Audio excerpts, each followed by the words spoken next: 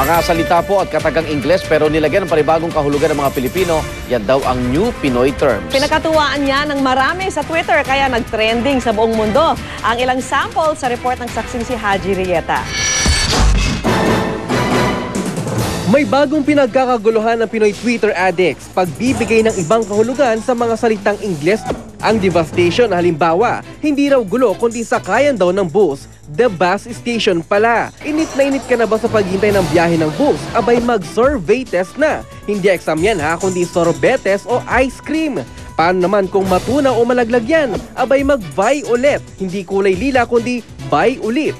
At ito pang iba, bigas, she feel you, the menu, predicate at steady. Tuwang-tuwa naman ang ilang lumahok. Sa dami ng nag-tweet, nag-trend ito sa Twitter sa bagay na di na pinagtataka ng isang sociologist at eksperto sa pop culture. Sadyang malikhain. Ito ay nagiging isang libangan ng ating mga kababayan ngayon. And kung titignan natin, ito ay isang masayang libangan.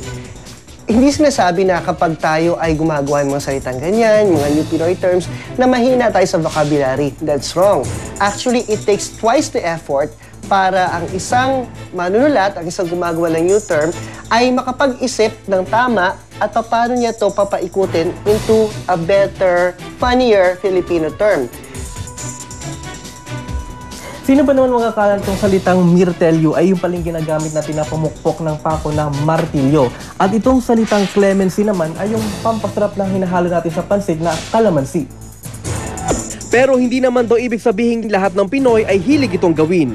Dapat isipin din natin na ang mga ginagawa ba natin ito ay may pakinabang sa atin bilang individual at bilang miyembro ng society. Ito ay isang masayang gawain, ngunit sana wag natin itong gawing pahirap. Every person has different hobbies. Every person has different things and activities na sumasaya siya. Galangin din natin ang kanilang talento sa mga bagay na ito. Maaring ang mga tao na umaayaw o yung sabing baduy ito ay may iba ring talento.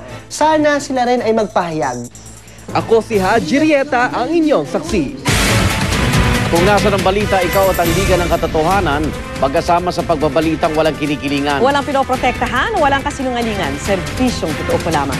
Susunod na ang Born to be Wild at ako po si Vicky Morales. Ako naman, Arnold Glavio, hanggang bukas, sama-sama tayong magiging saksi.